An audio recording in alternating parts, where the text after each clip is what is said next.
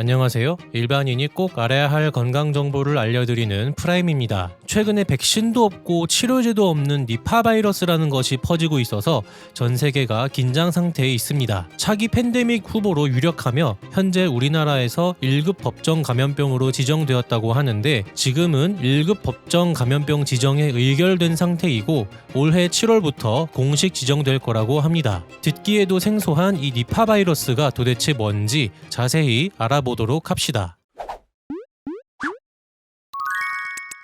니파 바이러스, NIV라고도 불리며 인수공통 감염병입니다. 최대 치사율 90%를 보이며 사람 간 전파 가능성 때문에 WHO가 주목하고 있는 고위험 병원체 중에 하나입니다. 이 니파 바이러스는 파라믹소 바이러스과 핸드라 바이러스 속에 속하며 감염원은 프트로푸스 종의 인도, 방글라데시, 말레이시아 등지에 서식하는 과일 박쥐라고 하는데요. 사실 이 니파 바이러스는 이번에 처음 발견된 것이 아닙니다. 1998년에 말레이시아 니파라는 지역에서 첫 발병 보고가 되었는데 이때는 돼지를 매개로 사람에게 감염되었다고 알려져 있습니다. 박쥐가 과일이나 사료에 바이러스를 감염시켜서 그걸 먹은 돼지가 감염되었다고 추측하고 있습니다. 돼지는 중간 숙주 역할을 했던 거죠. 근데 1998년에 발견되었었는데 왜 이제서야 1급 감염병으로 등극할 만큼 위험하다고 판단했을까요? 처음 발견된 1998년쯤에는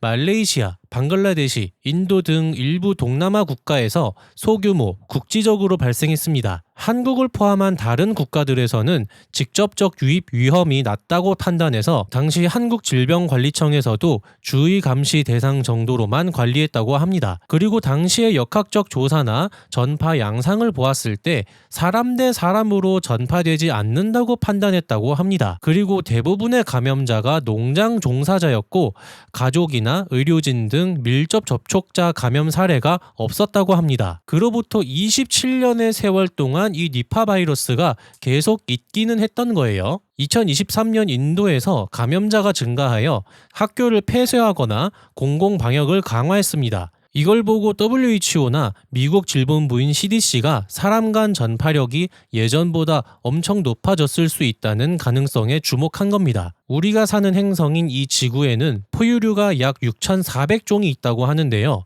박쥐가 여기서 약 1,400종 이상을 차지한다고 합니다. 22%나 차지하는 거죠. 그러니까 얼마나 많은 거예요. 사실 박쥐가 우리랑 사는 영역이 다르다고 생각하고 있지만 인간이 활동할 영역을 계속 자연을 파괴해서 그 안으로 계속 들어가다 보니까 박쥐와의 직접적, 간접적 접촉 기회가 앞으로 점점 늘어날 수 있다고 봐야겠죠. 이 니파 바이러스에 감염되면 어떻게 될까요? 처음에는 잠복기가 있습니다. 주로 4에서 14일 정도의 잠복기를 가지는데 일부는 최대 45일까지도 잠복기가 있을 수 있다고 합니다. 잠복기가 끝나면 발열, 두통, 근육통, 인후통, 구토 등이 발생하며 중증으로 진행되면 정신이 혼미해지며 방향 감각을 상실하고 발작, 급성 뇌염, 그러다 혼수 상태에 빠져 사망한다고 합니다. 여러 증상들이 엄청 많은데 결국 사망에 이르게 하는 것은 급성 뇌염입니다. 니파 바이러스는 혈액을 타고 중추신경계로 침투하는데 뇌 속의 신경세포를 직접 공격하거나 염증 반응을 유발해서 뇌부종이 발생한다고 합니다. 이로 인해서 발작이나 의식 저하, 혼수 상태, 코마에 빠지는 거라고 하고요. 간단히 말하면 호흡 중추마비, 호흡 정지, 사망이라는 경로로 진행될 수 있습니다. 근데 어떤 환자는 급성 폐렴이나 급성 호흡곤란 증후군, ARDS로 악화된다고 하는데요. 이 니파 바이러스가 폐로 전이되거나 면역 반응으로 폐 손상이 일어날 수 있다고 합니다. 이 경우에는 호흡곤란으로 인해서 산소 포화도가 저하되고 다장기 부전으로 진행돼서 사망한다고 합니다. 다장기 부전은 2개 이상의 장기의 기능이 정지하는 것을 말합니다.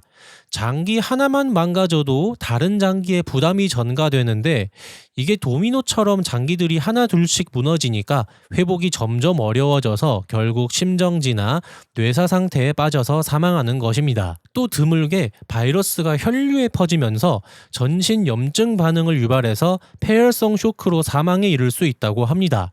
이 경우에는 손 쓸 사이도 없이 빠르게 사망할 만큼 위험한 거라고 합니다. 지역이나 치료 환경에 따라 차이는 있지만 방글라데시 및 인도에서는 대부분 사망률이 70% 이상으로 매우 높다고 합니다. 이렇게 치사율이 높은 바이러스성 감염병들은 보면 사망 경로가 비슷해요. 흑사병이나 광견병, 에볼라 바이러스 같은 것들이 있죠. 얘네들이 결국에는 사람의 주요 장기를 망가뜨려서 사망에 이르게 하는 거고, 그 와중에 어떤 사람은 면역 반응이 너무 강해서 내 몸이 내 장기를 손상시키거나 원래는 치료할 수 있는 시간이 있는데 갑자기 폐혈성 쇼크가 오거나 하는 거예요. 이 니파 바이러스는 보통 현지에서 대추야자 수액을 먹은 사람들이 걸렸다고 합니다. 아시다시피 인도 같은 곳은 정말 비위생적인 곳입니다. 보통 겨울이 되면 대추야자 수액을 마신다고 하는데 이 생수액이 가장 흔한 감염원입니다. 겉보기에는 맑은 수액 한 잔이지만 그 안에 박쥐의 타액이나 배설물이 섞여 있을 수 있는 거예요. 그럼 우리나라에서 니파 바이러스가 유행할 가능성이 있는가? 사실 우리나라는 별 걱정이 없는 나라이지만 지금은 글로벌 시대잖아요.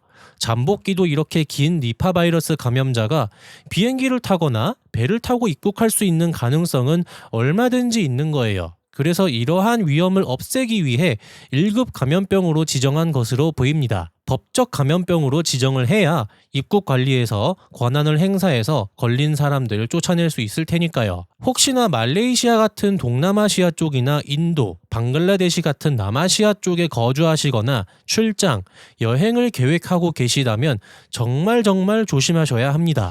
지금 보시는 건 2022년에 나온 니파 바이러스의 증상 관련 논문인데요. 해외에 출국하실 때 정말 중요한 내용이라 추가로 알려드리려고 합니다. 이 논문에서 증상 관련 부분의 내용을 보면 니파 바이러스는 지역별로 약간씩 다릅니다. 순한 맛이랑 매운맛이 있어요.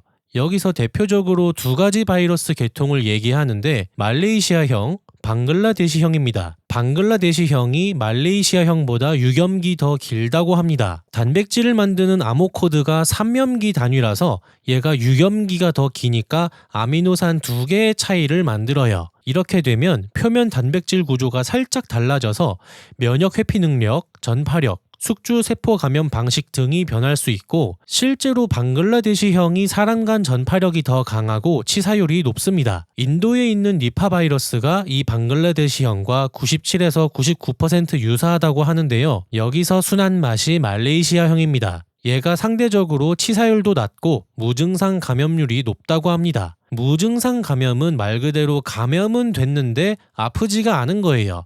이 말레이시아형의 무증상 감염은 전파 가능성이 낮은 경향을 보인다고 합니다. 방글라데시형이나 인도형의 니파 바이러스가 매운맛인데 2018년부터는 이전에 없던 심장 기능 이상이 보고되고 있으며 방글라데시와 인도에서 유행했을 때 50에서 66%의 환자가 호흡기 증상을 경험했다고 합니다. 평균 사망까지 걸리는 시간이 말레이시아형은 16일, 방글라데시나 인도형은 4에서 6일이라고 합니다. 치사율도 말레이시아형은 약 40%, 방글라데시형은 약 70에서 90%를 보인다고 합니다. 지금 이 영상에서 치사율 90%다. 사람 간 전파가 돼서 굉장히 위험하다고 말하는 것은 바로 이 방글라데시형의 니파 바이러스입니다. 따라서 솔직히 이쪽에 가신다면 어디서든 조심하셔야 하지만 특히 방글라데시나 인도 쪽에 가신다면 더 조심하셔야 한다는 말씀을 드립니다. 항상 위생에 철저하셔야 하고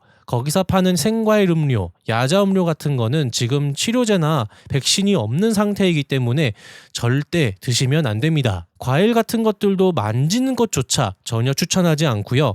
아니 그냥 과일 같은 건 드시지 마세요. 난 이번에 여기서 과일 안 먹는다 하세요. 고기나 야채도 반드시 완전히 가열해서 익힌 것을 드시는 게 안전하다고 합니다. 이 니파 바이러스의 매개체가 뭐라고 했죠? 과일 박쥐라고 말씀드렸죠. 얘네는 열매나 수액을 먹는 애들이기 때문에 이런 열매류를 조심하셔야 합니다. 그럼 과일 같은 열매류만 조심하면 되는 거 아니냐? 아까 말씀드렸죠? 처음 발견된 게 돼지로부터 매개되었죠. 중간 숙주가 있을 수 있어서 항상 조심하셔야 합니다. 지인이나 가족이 그쪽으로 간다고 하신다면 이 영상의 내용을 꼭 알려주시길 당부드립니다. 오늘은 니파 바이러스에 대해서 자세히 알아보았습니다. 감사합니다.